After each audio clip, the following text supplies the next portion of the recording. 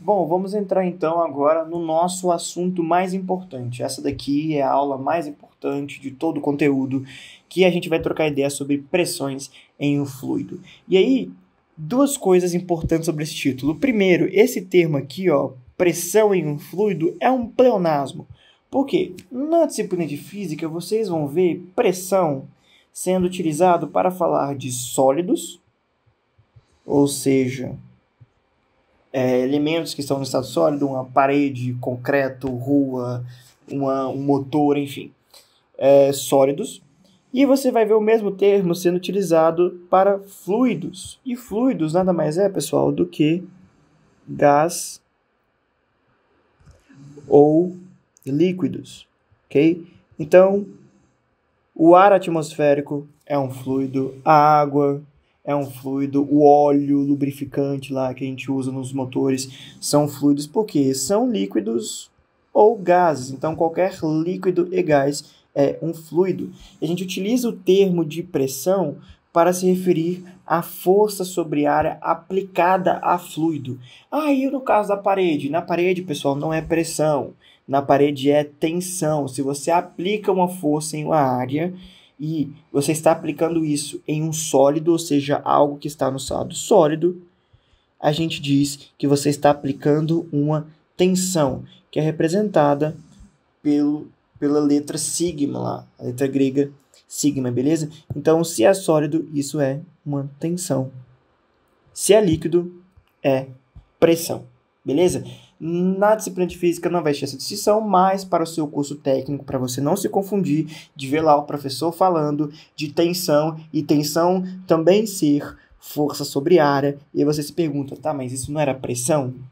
E ele colocou como força sobre área simplesmente porque quando você está aplicando em sólidos, a gente fala em tensão. Quando você está aplicando em líquidos, a gente fala em pressão, líquidos ou gases. Tranquilo ou não? Faz sentido? Beleza. Então vamos lá. A pressão, a gente definiu no vídeo anterior, é a força sobre a área. Tranquilo ou não? E aí surge a grande questão, ok, mas como que essa pressão ela interage em uma partícula de água? A gente já discutiu que existe uma força aqui que é aplicada justamente porque você tem uma coluna d'água, você tem várias partículas, você tem uma quantidade bem grande de partículas aqui em cima da sua partícula mais abaixo, que vão fazer uma força devido a terem massa, devido à gravidade. Mas como que a gente computa essa pressão? Como que isso funciona? Então, vamos lá. Eu vou pegar uma coluna de água. Selecionei uma coluna de água aqui. Beleza? Faz sentido? E nós vamos entrar agora na hidrostática. O que é hidrostática? É justamente o estudo dos fluidos quando eles estão parados. Então, eu não tenho o meu fluido se mexendo. É, por exemplo, o seu copo de água lá. Seu copo de água, tu bota a água, tu deixa lá em cima da mesa, a água não se mexe. Para ela se mexer, você tem que balançar e você vai ter fluido em movimento. Daquele jeito que a água está parada, em cima da mesa, bonitinha, ela não se mexe nem para um lado nem para o outro, a gente diz que o fluido está parado, a água está parada. Então é essa situação que a gente vai estudar. Por que a gente não estuda o fluido em movimento? Vocês vão ver que tem uma aula extra sobre isso. De fato tem. Mas isso não é comum de se estudar no ensino médio. Então, a gente para na hidrostática porque quando a gente vai para a hidrodinâmica, ou seja, fluidos em movimento, que existe esse vídeo extra porque no curso técnico estuda hidráulica e na hidráulica você tem fluidos em movimento. Mas contudo, todavia, aqui na física a gente vai parar na hidrostática, porque ela é mais simples, beleza? A hidrodinâmica, as equações são um pouco mais trabalhosas. Tranquilo? Beleza? Então vamos lá. Se o meu fluido está parado, você concorda comigo que essa coluna de água aqui, ela não pode se mexer. Ela não pode acelerar nem para cima, nem para baixo. E lembra vocês que quando eu tenho algo em repouso, quando eu tenho algo parado, quando a aceleração é zero, o somatório de forças é igual a zero. Isso aqui vem da segunda lei do Ohm, certo? Segunda lei do Newton. Por quê? Newton diz que o somatório de forças é igual a massa vezes a aceleração. Se o meu fluido não acelera, porque ele está parado, essa aceleração dá zero, logo o somatório de forças dá zero. E quais que são as forças envolvidas? Bom, eu tenho a massa dessa coluna d'água, concorda comigo? Isso aqui é uma coluna d'água, é uma porção de água, então a massa dela existe, e por ela ter massa, ela tem peso, ok? Então, a primeira força que a gente tem apontando para baixo, e eu vou dizer que tudo que está para baixo é positivo, essa é minha convenção, tá? Todas as forças que apontam para baixo, elas são positivas. Estou convencionando desse jeito. Lembra lá que quando a gente falou sobre leis de Newton, a gente poderia convencionar os eixos x e y da forma que a gente quisesse. Eu estou convencionando que para baixo vai ser positivo. Então, todos os vetores de força que estão sendo apontados para baixo, eles vão entrar como positivo. Então, o peso da coluna d'água, ele é positivo. Aqui existe uma coluna de água também. Existe um conjunto de partículas de água que tem massa em cima dessa minha coluna que eu desenhei. Lembra que a minha coluna é esse cilindro, tá? A coluna de água que eu estou calculando é esse cilindro. Esse peso é relativo a esse cilindrão aqui, beleza? Então, existe várias partículas de água em cima que também tem força-peso, que somadas vai dar essa força F1. Então, a força F1 é a soma, ok? De todos os pesos acima da coluna. Tranquilo? Beleza. E aí agora, a gente pode chegar em uma conclusão. Então, a força F1 também aponta para baixo. Mas antes de eu falar da conclusão desse F2, eu vou voltar no desenho lá em cima para a gente entender isso um pouco mais profundamente. Eu fiz esse desenho com essas várias setinhas apontando para o centro. Essas são as setinhas da pressão. Existe uma propriedade muito importante da pressão, que a pressão ela não depende da direção em um ponto. Como assim? Eu tenho esse ponto aqui, tá? Essa partícula de água, e essa partícula de água, ela sente uma pressão que eu chamei de pressão P, ok? E essa pressão não depende da direção. Significa que a pressão que vai de cima para baixo tem a mesma intensidade da pressão que aponta de baixo para cima. Por que isso? A gente vai concluir já já o porquê disso. Mas essa é uma propriedade muito importante, de que a pressão que atua de cima para baixo é igual à pressão que atua de baixo para cima em um dado ponto. Quando você compra aqueles relógios à prova d'água, ele diz que o relógio é à prova d'água até 10 metros de profundidade. Ele não diz 10 metros para cima, 10 metros para baixo. 10 metros de profundidade. Por quê? Porque a direção da pressão ela não influencia, ok? A pressão não depende da direção em um ponto. Tranquilo ou não? Então, eu posso representar a pressão de baixo para cima ou de cima para baixo, ok? E aí a gente conclui o seguinte. Se eu estou na hidrostática, que o somatório das forças tem que dar zero, eu tenho duas forças na mesma direção. Duas forças na mesma direção e no mesmo sentido, elas se somam.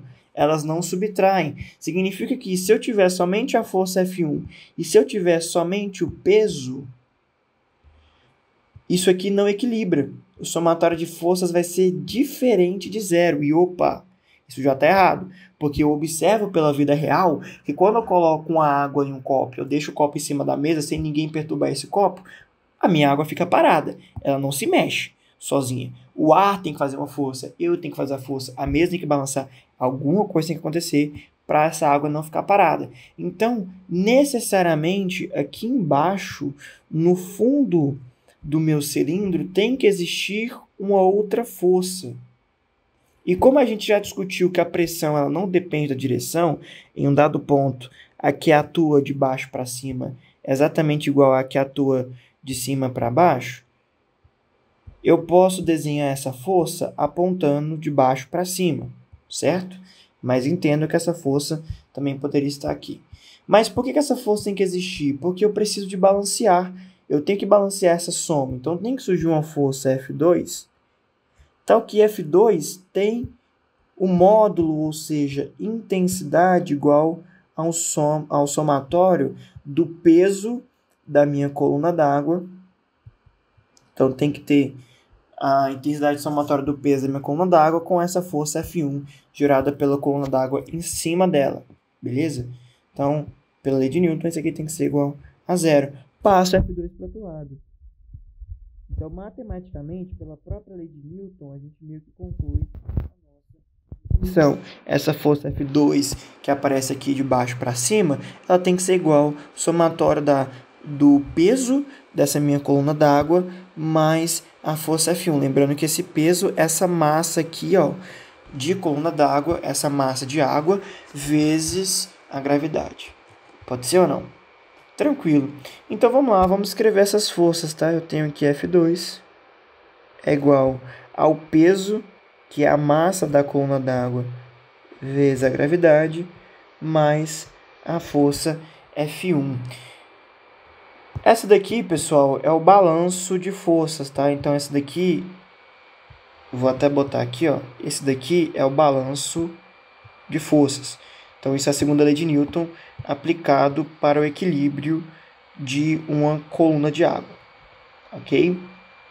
Mas, o que eu estou querendo fazer é um estudo do quê? Estou querendo fazer um estudo da pressão, não um estudo das forças. E aí, ó, pela minha equação, ó, eu tenho que a pressão é igual a força sobre a área. Se eu isolar a força pegando essa área e passando para o outro lado, a área está dividindo. Então, ela vai para o outro lado como? Multiplicando. Eu posso dizer, então, que a força é igual a pressão vezes a área. O que eu fiz? Peguei essa área que está dividindo, passei para o outro lado, multiplicando. Então, isolei a força. Beleza? Por que eu fiz isso? Porque eu posso substituir. No lugar de F2, eu posso escrever assim, ó, P2. Por quê? Porque é a pressão aqui, ó, nesse ponto aqui, no ponto da força 2, vezes essa área, que eu vou chamar de A2, que é essa área aqui, ó, no qual essa força faz. Então, essa força, ela está fazendo um esforço nessa área, você concorda? Essa daqui é a parte de baixo. Pessoal, isso aqui é um copo, tá? Isso aqui é um copo d'água. Então, o copo, ele é cilíndrico. Eu sou mau de desenho, eu não consegui desenhar um copo cilíndrico. Mas imaginem vocês que isso aqui é um copo cilíndrico, ok? Então, essa coluna de água aqui, de cilindro, é um pedaço do meu copo. Faz sentido? Então, ó, como o meu copo é cilíndrico, essa porção de água também vai ser cilíndrica. Então, essa força 2 está fazendo um esforço nessa área aqui embaixo. Pode ser ou não? Então, P2 vezes A2. Isso é igual a massa C vezes a gravidade, mais a mesma coisa eu vou fazer com F1. Vou substituir por pressão 1 vezes área 1. De novo, essa força F1 está fazendo esforço nessa área aqui de cima, nessa área 1. Então, a pressão exercida aqui é o quê? É a força, não é? Força não é pressão vezes área? Pressão não é força sobre área? Então, qual que é a pressão aqui? A pressão é essa força F1 feita nessa área A1. Como eu estou querendo escrever as pressões, a gente isolou aqui, ó, que a força é pressão vezes área. Então, vai ser essa pressão 1 aqui, gerada por conta dessa força 1 nessa área 1. Beleza? Esse P1. Então, esse P1 aqui. Vezes a área 1, que é justamente esse pedaço. Ok? Mas vamos lá. Como isso aqui é um cilindro, pessoal, as áreas são iguais, né? A área superior de um cilindro, obviamente, é igual à área inferior, porque elas têm o mesmo tamanho. Então, essas duas áreas, elas são iguais. Se essas áreas são iguais, o que eu posso fazer? Eu posso cortar, não é? Eu tenho essas áreas aqui multiplicando dos dois lados, eu posso simplesmente cortá-las. Tranquilo? O que eu fiz? Eu dividi tudo por A. Mas repara que esse termo aqui, ó, ele não tem a área. Então, aqui fica 1 sobre A. Certo? Concorda? Sim ou não? Por que fica 1 sobre A aqui? Porque eu dividi os dois lados da minha equação por A. Se eu divido esse lado aqui por A, o A corta. Certo? Se eu divido esse lado aqui por A, o A corta. Mas aí aqui também tem que ficar dividido por A, porque esse aqui é uma soma. Tranquilo? Para eu respeitar a matemática, tem que dividir todos os termos. Então, eu fiquei com o quê? P2, a pressão no ponto 2, é igual a massa da coluna d'água dividido pela área. Qual que é essa área? A área da base do cilindro. Vou até escrever assim, ó, área da base. Por quê? Essa área aqui, ó, esse pedaço de cilindro aqui, ó. Beleza? Então, sobre a área da base vezes a gravidade, mais aqui só sobrou a pressão 1, certo? Tranquilo. Agora, turma, perceba o seguinte. Lembra lá das aulas de química que vocês tiveram? Que existe uma grandeza chamada densidade. E a densidade é justamente a massa dividido pelo volume. Qual que é o volume de água aqui? É o volume do cilindro. Eu não sei se vocês lembram, mas o volume do cilindro é a área da base vezes a altura do cilindro. Qual que é a altura desse cilindro aqui, pessoal? É esse pedaço aqui, ó. Isso aqui é a altura, é o tamanho do cilindro. Beleza? Então, o tamanho do cilindro é justamente a profundidade, ou seja, a altura dessa minha coluna d'água. Fez sentido? Então, eu posso substituir aqui, ó, e escrever a densidade como sendo a massa dividido no lugar do volume, eu vou escrever como sendo a área da base vezes a altura. Então, eu vou pegar isso daqui e eu vou passar esse termo para o outro lado. Esse termo está dividindo, então ele vai para o outro lado multiplicando. A massa, lembra, a massa estava no denominador, estava no numerador, perdão, peguei o denominador, passei para o outro lado. Então, a massa vai ser o quê, pessoal? Vai ser a área da base vezes a altura vezes a densidade. É ou não é? A densidade está aqui, esse termo vai para lá multiplicando, porque ele estava dividindo, sobra só a massa do meu lado. Tranquilo? Então, eu vou pegar isso e no lugar de massa da coluna de água, eu vou substituir por isso daqui. Então, P2 vai ser igual, no lugar da massa, isso é densidade do meu líquido. Lembrando, na verdade eu escrevi assim, ó, densidade do fluido, tá? Pode ser qualquer fluido. Vezes, vezes a altura, vezes a área da base, multiplicado pela gravidade, lembra que tem uma gravidade sobrando aqui, e isso tudo dividido pela área da base que eu tinha anteriormente. Onde é que veio essa área da base no denominador? Veio da gente dividir os dois lados da equação pela área, ok? Pode ser ou não? Bom, tenho a área da base no numerador, tenho a área da base no denominador. Posso cortar. Além disso, eu tenho somando esse P1. Então, mais P1. Moral da história, pessoal. E agora entra a equação mais importante da hidrostática. Deixa eu limpar isso aqui. Gastar um tempo fazendo frufru. Mais um frufru importante.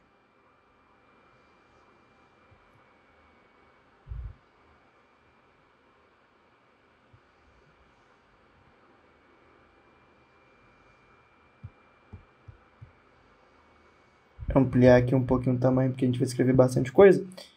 Opa, pegou só o... Vixe, calma lá, pegou só o treco ali. Não, eu quero ampliar todo mundo junto. Beleza. Então, qual que é a moral da história? A moral da história é que a pressão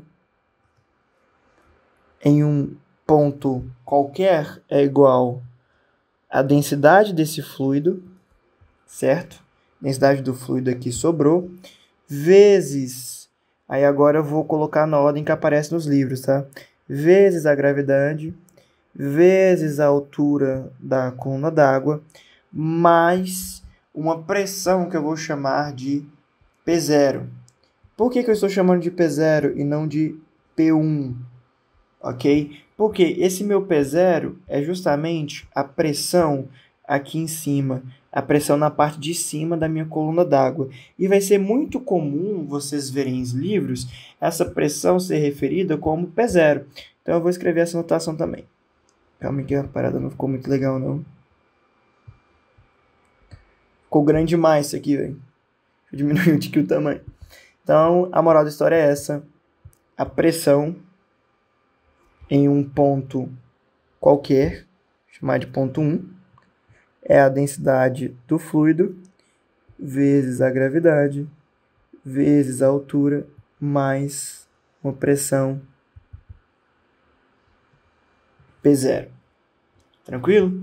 Isso daqui, pessoal, é chamado de teorema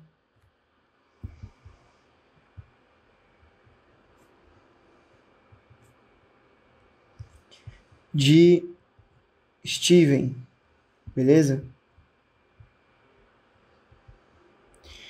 Ou de relação fundamental da hidrostática, porque ela é muito importante, literalmente a gente vai resolver todos os problemas de hidrostática utilizando esse teorema. Fez sentido? Beleza? Então é isso aí. Vejo na próxima